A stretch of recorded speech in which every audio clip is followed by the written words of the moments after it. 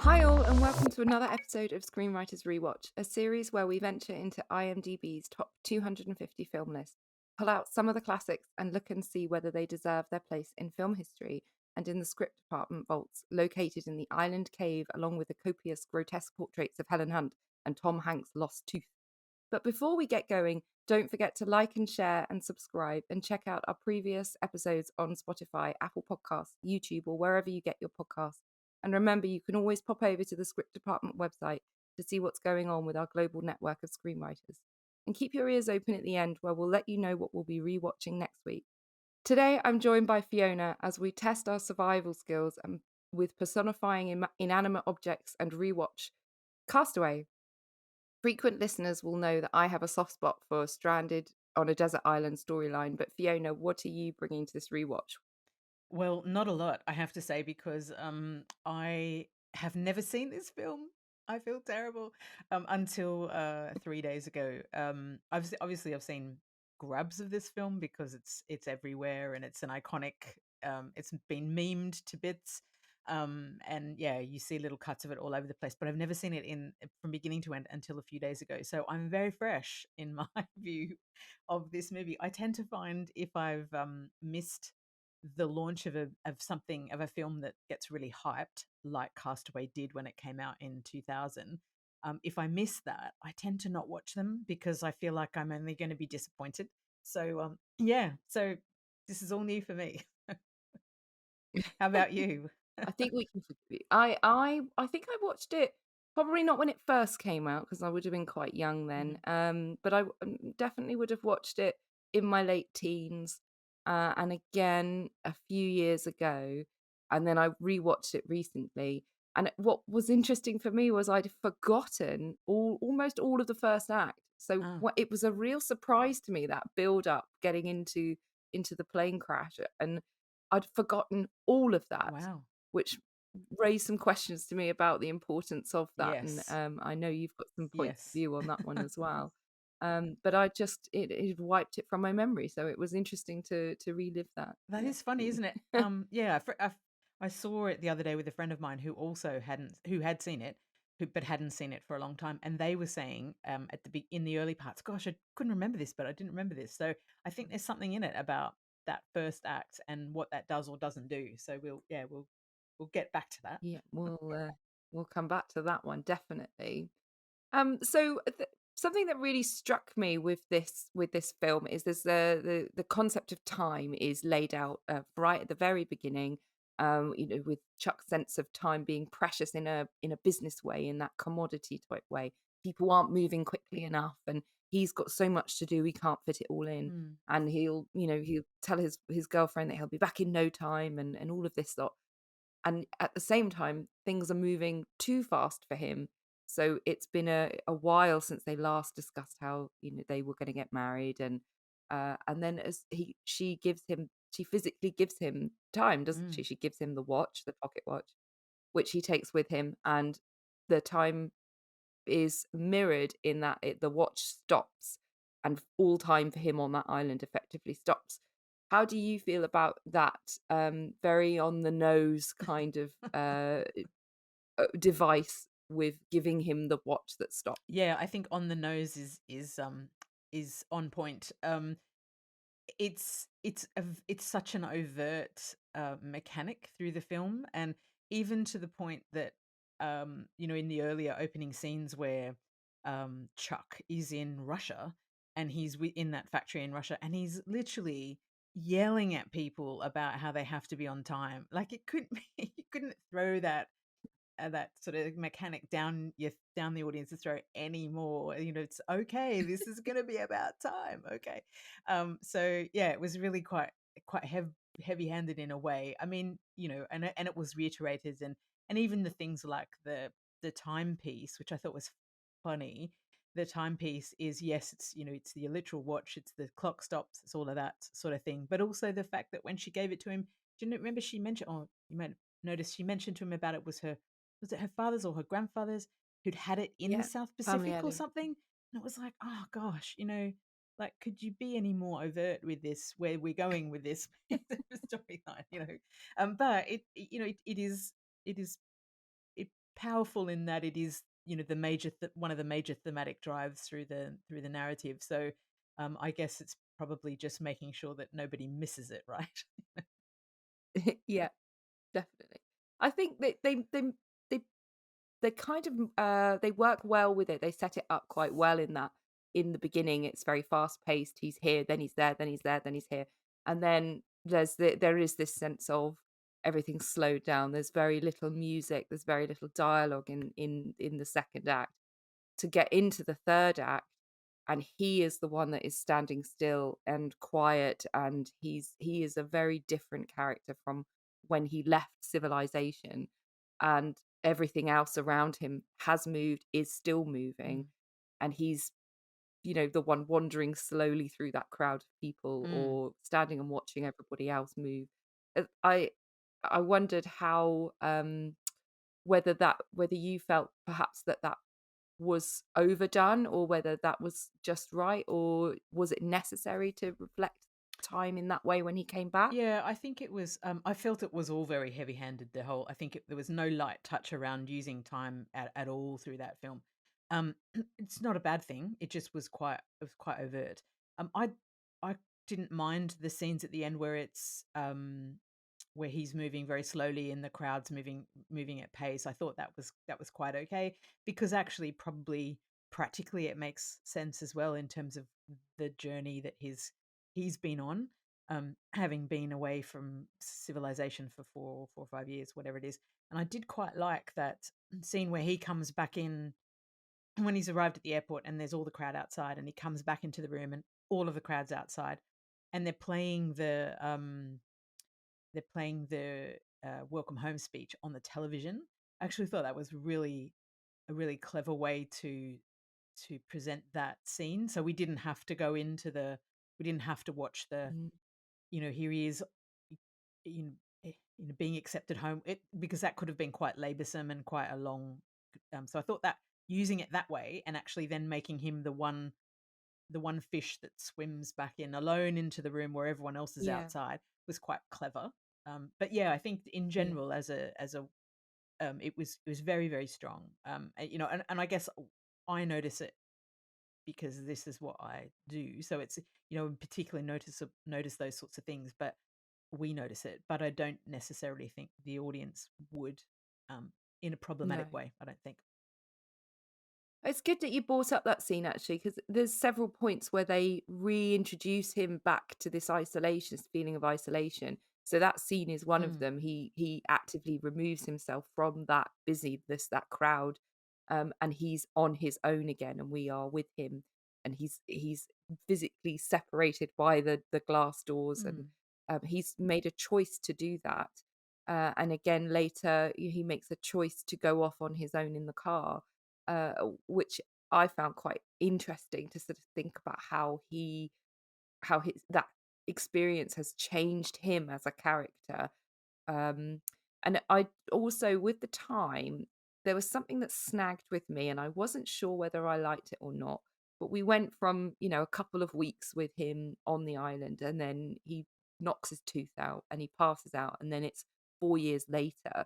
How did that time jump work for you? Do you think they did that well? yeah, it's an interesting one because I've thought a lot about that because I did notice it. It was a very specific time jump. So I was like, okay, well, why 4 years? Why not 5 years? Why not 3 years? It was, yeah, Mhm. a very interesting choice. But um, I suspect it's a practical matter, isn't it? Around, you know, because what gets set up in the beginning of that second act is where he is useless, and you know, he can't start a fire, can't catch a fish, he's got nothing to drink, so he has to go through all those very basic moments of learning to survive, essentially. But once he's done that, what else do we do as viewers? Where else can we go? And if you think about the mechanics of putting that screenplay together, you know, if we go back to that earlier point, you've got a second act which is largely one person, one character in one location for a second act. So it's a lot of time with someone not speaking, with no dialogue at Yeah. all. So the only way practically to keep that tension is to put conflict in, and the only way to put conflict in is to keep giving him challenges, essentially. So it works really well at the beginning of the first act because you've got all those very basic things, where do I sleep? How do I protect myself? How do I catch fish? Mhm. How do I drink water? How do I survive? Once he's mastered that, what it then allows us to, I guess, the time jump shows us that he's progressed with all of those skills, but then it introduces a whole set of new challenges for us. So, Mhm. the view to escape, um, the consideration of his life, which we only find later when we see that effigy of himself that he's created and tried to throw off the peak when he considered ending his life. So things like that, it brings that level of those questions in, and also those other moments of conflict in. So Mhm. even though it was a little bit jarring, I can't quite I'm not quite sure how else you would have been able to maintain Mm. that level of increasing tension.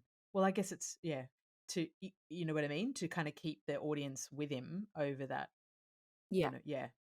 Not sure what were your And thoughts on I that? think well, they did a good enough job, I think, of really making a comparison. He was quite what would they call it? To be polite, you'd probably call him well covered, Yeah. well insulated when he lands on the Yeah, island, true. and yeah, he's a very lean, Mm, sinewy, sun-kissed man by the end of hairy man mm, by the end of it, and the adaptability that he's got with catching food and lighting fires and the way that he's been mapping the sun and the being able to keep his own sense of time throughout, that does show that he has progressed well. mm, And this might be a good moment to talk about Wilson, his secondary character. And the thing about desert island sort of storylines that I really like is that you've got those basic human needs of warmth and food and shelter, and of course love and or social interaction, and you can have any number of combinations of these in this scenario. You just have to remove one of those primal needs and you've got an interesting story. mm, And as you were saying in the beginning, he's completely inept in everything and he's still alone, but that isn't the issue. The immediate issue is finding shelter and food and fresh water. And then as we see him after 4 years, he's got all of those, he's mastered that, mm, but he's still on his own, except for Wilson, which is his and his the picture of Kelly, his fiancée.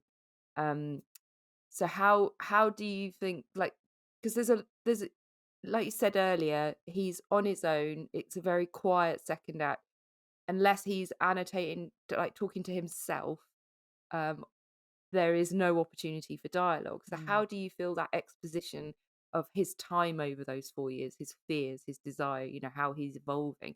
How do you feel that works with an inanimate object? So, well, yeah, I mean, I guess Wilson does allow for exposition, doesn't he? He allows for dialogue. He's the other character. He becomes the other character in a solo character narrative, if you like. So, um, and I thought it worked really well. I mean, if you could say that Wilson probably should have earned the Best Supporting Actor Oscar, I think, because if it I think he wasn't, did win an award did he? for best inanimate Oh, object. dude, Yep. okay, great. Well, that's I've nice to I've see got that it he's earned. here actually. Wilson won best inanimate object in the 2001 Critics' Choice Awards. Oh, fantastic. Oh, that makes me feel better because Yeah, the richest volleyball in the world. Yeah. yeah, exactly. I wonder where it is. Does it still exist? It should be in a museum somewhere, I I think. think it was sold. Somebody bought it for like Oh, $18,000 oh or something wow. stupid. Okay. Oh gosh. Okay. But essentially, if it's not for Wilson, we would it would be very hard for us to get into his certainly Chuck's internal thoughts. It's very Mm, difficult to do that when you've got. I mean, you can show frustration, which you did very well. Again, the beginning of the second act, that's essentially all we hear from Chuck is yells of frustration and various bits around trying to survive. But Wilson then allows this dialogue, allows conversation, but also it starts to we start to understand some of the depth of where Chuck's head is at in terms of what he's thinking and feeling more broadly through his conversations with Wilson, which is lovely. So it's perfect, from a as a technique. I think it works brilliantly. It does work well. What struck me was it's not a happy relationship. That he Wilson is quite a negative. He's almost an antagonistic force for him. Mm. He's reminding him that he was almost driven to kill himself. He's reminding him that he can't light a fire. They don't have a playful, happy relationship.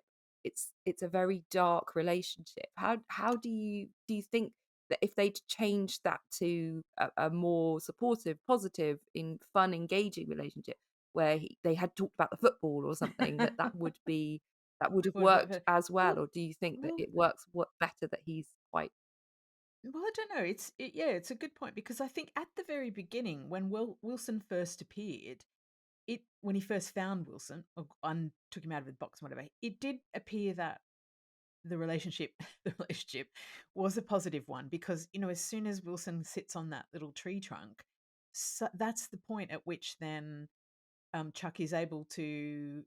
It's almost like it makes him try harder. It kind because mm, after that he's then able to light the fire, right? He kind of, mm, it's almost like Wilson spurs him along a little bit at the beginning. So I felt in that early days of their relationship, he was a force for good. But then I wonder whether maybe, and I was considering this around in real life human relationships, and so often we see the stereotype of you know, couples that have been in relationships for a long time start to get kind of antagonistic. It's a very well mm, trod trope, if you like, that people that have been alone together for a long period of time get a bit nasty. And I wondered if maybe it was just a reflection of that.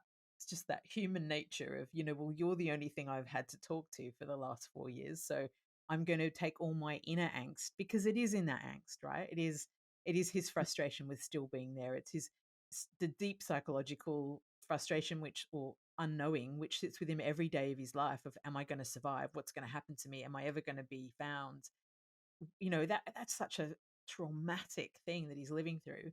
So it kind of makes sense that he would articulate that Mm. negativity, project it onto Wilson, I think. And maybe, it's like almost Wilson's like his counselor in a way too, like Yeah. allows him to, you know, And talk about these things. when Wilson falls off the raft and Chuck makes this decision as to go after him or go back to his raft, do you think that adds anything?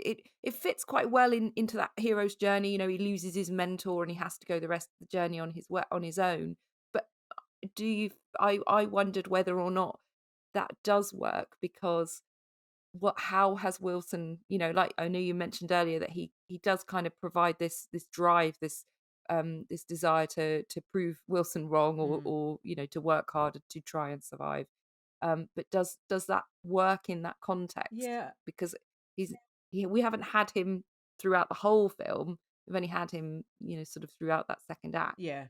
How do you feel about that one? I think you're right on that. I wasn't particularly convinced about that. And that moment where he's in the sea and he's got the raft string on in one hand and Wilson's progressively floating away from him. And he has that moment where, he submerges for a little minute and you think, okay, is this the point? This is the point that he lets go, right? This is the point in the movie, this is the point in his life, the decision moment of whether he progresses himself to keep trying to survive or he lets himself go. And I felt that. And obviously, he decided to get back on the raft and lets Wilson go. But I think you're right about the strength of that. I'm not sure that relationship with Wilson. However, because also there's a level of mental agility that is lost after the being isolated for so long. So there's the fact that he has imbued Wilson with so much. It didn't I don't think it was particularly strong. I didn't really buy it, if you like, but I don't know. Did you? Mm. What did you think? So, I don't know if if I empathized with their relationship enough to for him for me to go, no, you've got to save Wilson. Mm, There's a part of me that uh, has a soft spot for Wilson mm, and doesn't want to see him floating off. And it'd been great if he could have done, but in all realistic sort of when you think about actually what is better, saving the volleyball or staying with the raft, it was kind of a bit like, no, don't let him go, let him go, yes. just let him go, But I think that was let him deliberate, wasn't it? die. We're supposed to Yeah, wanna go, "Come on, Tom," yeah, not Tom, Chuck. You know, Chuck. find that inner drive, that inner survival instinct, that's worked for you so well, get back on that raft. And I Yeah, guess that was, and maybe that was the yeah, point. We but weren't supposed to love yeah. Wilson that much. Well, if you think about if Wilson had been human, let's say two of them had been stranded, and Wilson was another person, would you want Chuck to have saved Wilson, or would you have wanted Chuck to have saved himself? You'd want Chuck to save Wilson. Yeah. So, Right answer. yeah. Yeah, exactly. And I think that's the thing that I was kind of, sort of stuck on. I kept thinking in my head, if he was an empathetic character, we wouldn't want Chuck. We'd want him to go and save Wilson if he had been a person, if this was a different film. Chuck would have gone and saved Wilson by, letting go of his own selfish need Yes. and going and doing what he should be doing. He would have been rewarded by being saved if Yes. this wasn't a tragedy. So I think that's what didn't work for me about that Mm. moment. This is the perfect moment to talk about, to go straight into the third act, which uh, is very, very different from the first act, as it should be. And I know that you have some thoughts about the relationship aspect, the bookending aspect of this time on the island. Yeah. So, yeah, do you want to tell us a bit more? Yeah, I felt as a framing device, the relationship is used well, yeah, the whole kind of bookend of the movie is you've got this big setup with him and his preoccupation with driven by time, never enough of time, and the relationship and I guess the kind of key moment in the relationship was where he got out of the car to get on the plane at Christmas time or whatever it was. And I didn't realize it was a key moment until when he returns and he sees her again and he says, I shouldn't have got out of the car, I shouldn't have got on the plane. And I didn't feel like that was a massively strong, I didn't feel enough tension in their relationship. I didn't feel enough complexity or build up or empathy with their relationship at that point to understand how important it was for him at the end of the movie. I think it was a little bit lost on me. But I also thought that whole thing about at the very opening scene, I thought was fascinating, where there's the woman in the that sets off the that parcel with the wings on it, that parcel Yeah. that defies the odds unbelievably. Let's say. So that woman at the very beginning, who also comes back at the end in the truck. So she gives the gives the parcel over, and there's a I don't know if you noticed, but there was a an Elvis Presley CD in the foreground, and I noticed that really I particularly, didn't notice that. and No. I thought that's really obvious that they've put that Elvis Presley CD right in the foreground. What is that about? So then we don't see this woman or that parcel. Well, we see the parcel, but we don't see the woman for the whole rest of the film. And then we get into this relationship thing, and then um, which is soft. I felt as it wasn't very strong as a sort of particular narrative through the film.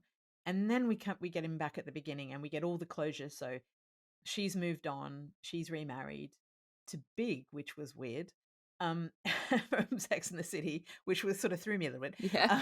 Anyway, so she's remarried, she's had a child. So then there's this the end where he can't be with her, but then the package that he delivers to this woman right at the beginning, which is obviously the woman that drives up in the truck, it just felt to me Mm. like it was a really odd sort of framing device for the film, because actually the core part of the film is about his journey on the island. And if I was looking at a screenplay, I would say, and you kind of know, you come in late to stories. You don't do this quite Mm. lengthy build up where we see all these quite sort of often random acts at the beginning where you've got an hour and a half, 2 hours max, really, to get this. And I just felt it was quite these kind of loose bookends. But then I thought, well, I guess then again you go back to, all right, well, if you do come in late and you miss all that stuff at the beginning, and the relationship is neither here nor there, you basically get to a guy lost on an island, which actually in a way is like Robin Crusoe again, but Robinson Mhm. Crusoe, sorry. But your big problem then is about your dialogue, right? So I feel like Mhm. the framing device is used to help articulate or give the movie more conversation or more dialogue, more happening. But it just seems to me to be really, I feel like it's kind of bolted on, and I don't feel it's particularly strong. It feels a little bit random in both Mm. ways. I don't know. Do you have any thoughts of that? Am I just ranting? Well, yeah, no, they do frame it that the parcel starting its journey at the beginning, and then because it does go to Russia. She Mm, does see she sends it to Russia to her husband, who's having an affair clearly. And I thought that that was nice and subtle that he opens the door with his floozy and mm, he says, "Oh, it's from my wife." yeah, So you know instantly that that's a bad thing. And then at the end, we go back to excuse me, we go back to their ranch, and she's taken her husband's name that's right. I off of saw the that. I metal liked that actually. frame, It's like ripped it off. which is quite Yeah, clever. And it's setting up. It it implies. implies Yeah, that Chuck is going to, go back, follow her back to her ranch, mm, and and have that discussion with her and potential love interest. mm, So that giving us that longevity, that idea that he might have a happy ending yeah, after all, is very subtle. But I agree with you about his relationship with his girlfriend Kelly, that there is no tension in the beginning. She seems to be okay with him traveling a mm, lot, okay with the fact that they never really got married, even though they wanted to. They have a very happy and a balanced mm, relationship. So it doesn't it doesn't fit quite well, does it? If you think about other films that play on that tension, where typically the man mm, is overworking and ignoring his family, neglecting his family, like to sort of take films from around that time, like Liar Liar mm, or Robin Williams in Peter Pan, mm, and just or Hook, I think it was called actually, and looking at the tension that creates, the that need for that character to to wake up and realize what they're losing, what they've yeah, lost. Um, there isn't that set up in the beginning, mm, and I didn't really like the fact that when he came back, she was still in love with him and yeah, almost left her family life for yeah, that. She's buried him, and I guess sometimes you can't put that away, but it felt even more awful that that there was there was nothing for their relationship to survive other than, well, there was no way that their relationship was going to survive, even though they both wanted it yeah, to. And I felt that that was a bit unnecessary. yeah, It could have been, I've moved on, actually, and I do have a soft spot for you, but I love my husband and I love my children and I love my life and I've buried you, yeah, and that's enough. yeah. So that felt a bit indecisive, I Yes. think, in a I think way. indecisive is word. Do Mm. you think the film would have been better if you had have if you'd have removed the um Angel Wings package lady and you'd have Mm. had just the relationship? So just the Kelly relationship, but you'd Yeah. Mm. strengthened the tension and the at the beginning. So perhaps there, because I know he comes back with the engagement ring, doesn't he? Which is just before he gets on the plane. Is it engagement ring he comes back with? Yeah, Yeah. Well, we we assume assume so. it's an engagement Yeah. ring. Yeah. Mm. Maybe, and if they'd have had a kind of make or break moment, where he goes and gets on the plane. And then, there's tension between them, and we think, oh, is it going to last? And he's kind of on the plane considering this. And then it happens. And then he comes back, but she hasn't moved on. And there's a Mm. reconciliation. So it's a bit more romance genre. Yeah. I just kind of feel that would have been stronger as a secondary Hmm. storyline, I think. What do you think? Yeah. Yeah, but definitely because all the way through the second act, he's there. He's drawn loads of pictures of her on the wall. He has her picture. He Mm, constantly looks to that. He works on this idea of Kelly time. The time zone that she's in, and he's determined to give this watch back to her, to see her. That's all he wants to do. He wants to see mm, her, and to have there needs to be some reason, something that drives him to actually try and get off of the island, mm, to overcome the challenge of the reef and get out. There's got to be that emotional drive, mm, and there's two devices. There's the package, and there's also um, Kelly. And I think you could lose the package. It's a nice way of grounding us and linking, all of the things through the film, the wings and in the things that keep motivating him, all those little mm, signs. But actually, Kelly would have been enough. You mm, could have carried it on without that. Um, Something I feel that this film has done really well is they don't overdo the dialogue. They do a lot of show don't tell. So The Ring is a perfect example of that.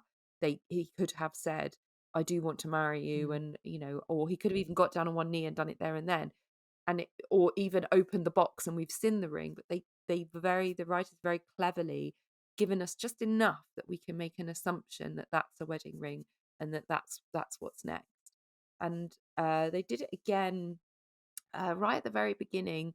There's sort of scanning down some pictures and some sailing trophies, which don't mean anything in the beginning other than this is the kind of person he is, and he's driven and successful, and this is the kind of thing he likes, and this is what he looks like with his family and happy times. But then when you think about the challenges he faces at the end of the second act, trying to get off of that island, only somebody with that sailing skill would be able to overcome that and know about the spring tide and know about the change of that time of year, and be able to judge that they need a lift to get over the waves and things like that. So I felt that they set that up really well, and I watched this film with my husband, and he said he thought that that was too obvious. It was too unnecessary. It didn't need to be so long in the tooth, going through all of that sailing paraphernalia. But I think because you see it so early on, it stays in your mind, so you're not going, "Oh, well, how on earth would he have got off the island? He doesn't know how to sail a boat. No one knows how to sail a boat." yeah, How do you feel about the use of that particular yeah. sort of show don't tell moment? Yeah, I tend to agree with your husband. I felt they were a little bit they were noticeable, I think. And I'm all for foreshadowing, and you have to foreshadow. And but yeah, there were some that were, and maybe it was just in the filming that that one I mentioned about the very, very first scene where the woman hands over the package, and there's the just in the foreground, there's this little cassette CD case of Elvis, and made me look at it and made me go, okay, I noticed that. And then you hear, and I was because in the first act, I was spent a lot of time trying to work out, well, where's the Elvis connection? And I know he was from Memphis. I'm going, okay, to Memphis, we're in Memphis, and there was the Elvis music and stuff, and then when he picks up in the when he's in Russia and he opens his case, and because the kid has bought the package in for him, and he Mhm. says, "Oh, here's a Snickers bar, and here's a cassette play a CD player, and here's a CD of Elvis." And so you then immediately go, "Oh, okay, so we are linking these two characters through Elvis." So it's you're joining the dots, which I think you're right in terms of what those sorts of moments do is, and particularly that one with the sailing, is when you get to that moment in the plot where he is able to negotiate those tides and those waves, those and the reefs as he goes through them. um it does answer the questions before you have them as a viewer, um which is good. But then equally there were some moments where I felt that I was being I was being pointed to something, you know, take note of this, take note of Yeah. this. So, yeah, I felt it was a little bit heavy, but maybe that was of the time. So too, we're talking about a film from 2000 when we as viewers were Yeah. very different, and the kinds of film we watch were quite different. So maybe it's just about contextualizing where it sits in the history of when it was made and how filmmaking was done then. Maybe. Yeah. Yeah, I think you're right about that. And they also at the very beginning they kind of really set up all of the conveniences and it's hard not to know that Castaway is about being stranded on a desert Yes. island.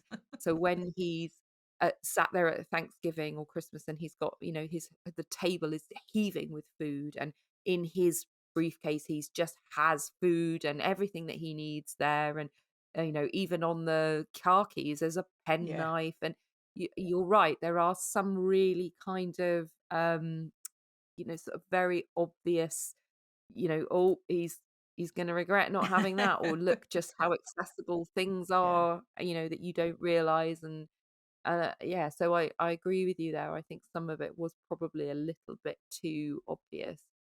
And maybe sort of screenwriting and films have become a bit more sophisticated now, and it seems sort of just slightly more magnified to our tastes 22 years Yes. on, Gosh, 22 years. which is Wow. I'm sure a whole nother episode Yeah, of exactly. looking at that. Definitely. So what lessons can we take away from this as screenwriters? Oh gosh. Okay.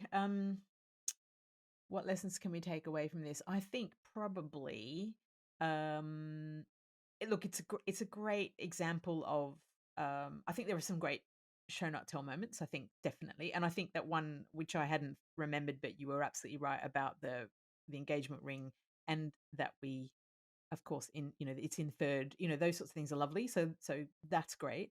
I think also the use of uh uh characters or objects that allow for things like exposition and dialogue, and those sorts of things are good. um oh gosh, I don't know. I mean, lots. I think it's really interesting, and one of the things I would have liked to have seen a little bit more explored is the idea that this is essentially a Robinson Crusoe tale modernized too, right? It's an archetype of a story. um and what struck me in viewing it was how I was thinking, okay, well, how is this different to the original Robinson Crusoe? And actually, it's not really that different in terms of our inability to survive hasn't changed that much. So even though now, in fact, we're probably worse at survival because we now have so many things to rely on that so easily that we didn't have.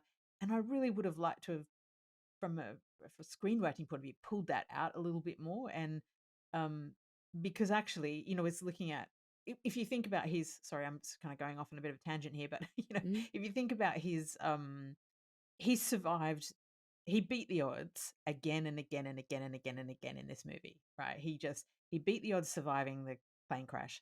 He beat the odds falling, arriving on a desert island, or not a desert island, arriving on an island pretty quickly after he survived that crash. He beat the odds of just surviving on that island.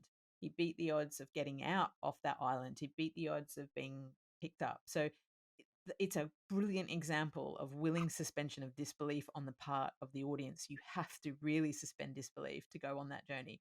So I think from a screenwriting point of view, it did that really well.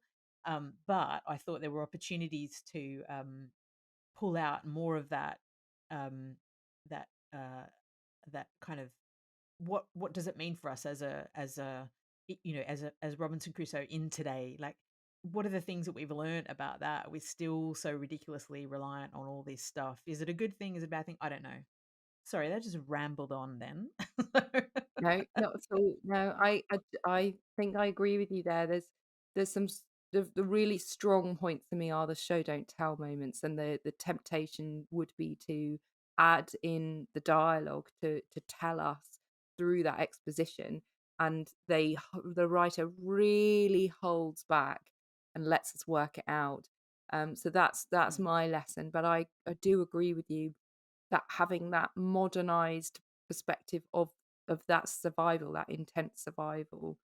I think they did quite well in providing a whole bunch of useless items or seemingly useless items, and how can you adapt to that.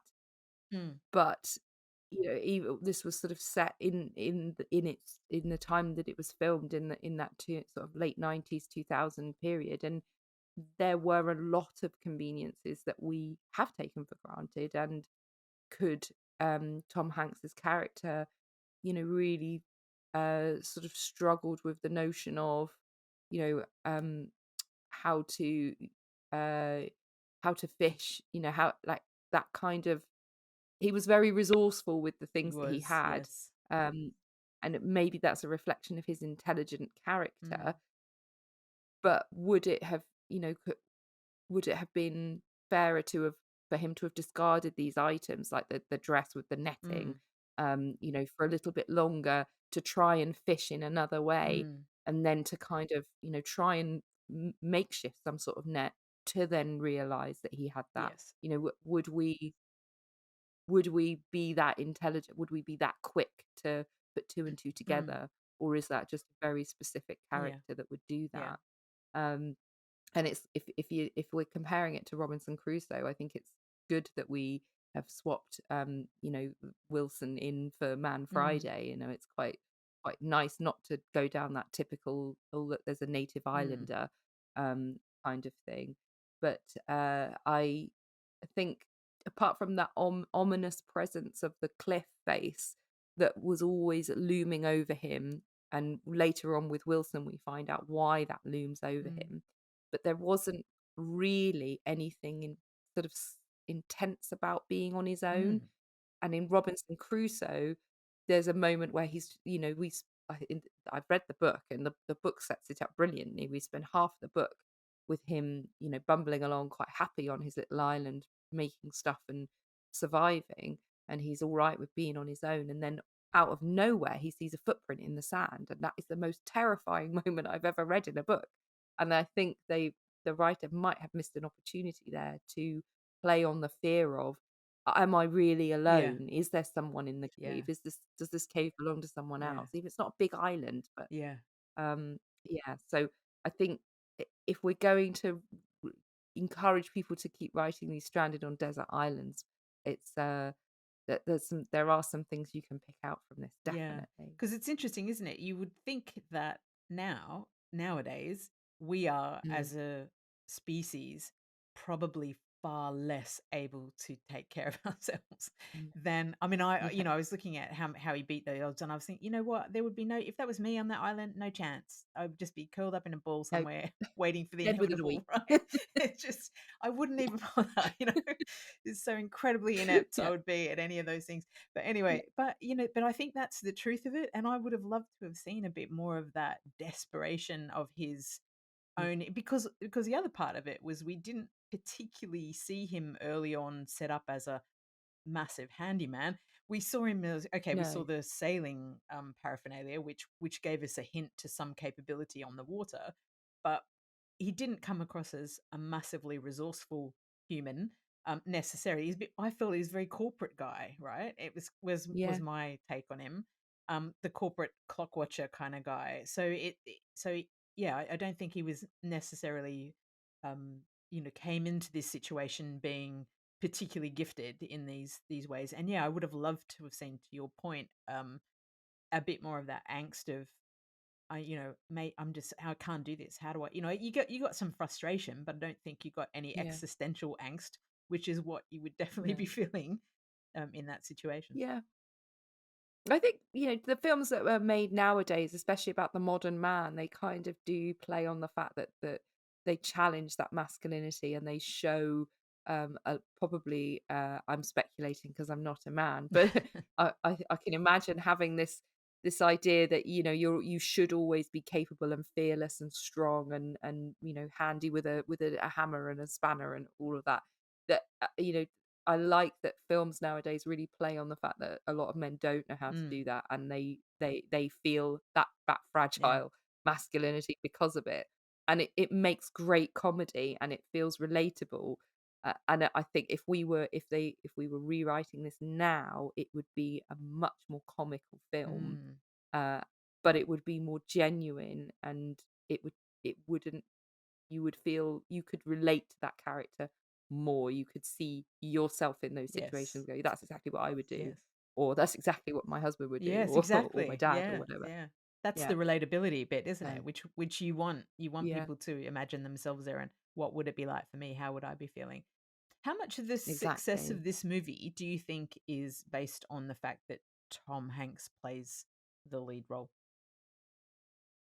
I think you're right. You're hitting quite a good point.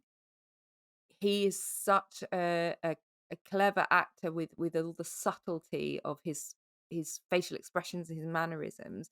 The way that he looks at the penknife in Act 3 when he's presented with it again, and the way that he looks at the Mm, crab yeah, legs that are just on the yeah, that was table, great. and just those little touches that he can bring to it, I think, make it uh, a really memorable and great film. Um, Yeah. I don't know whether or not of that era, whether there was anyone of an equivalent that could pull that kind of thing off. No, I don't think there is. I can't But certainly can't think of anyone who else at that time you would yeah, imagine in that role. I think it was perfect for him at where he was, yeah, and that was very much in his yeah, career peak, I think. Um, definitely. and yeah, he was, as we were talking about, he's like America's favorite son.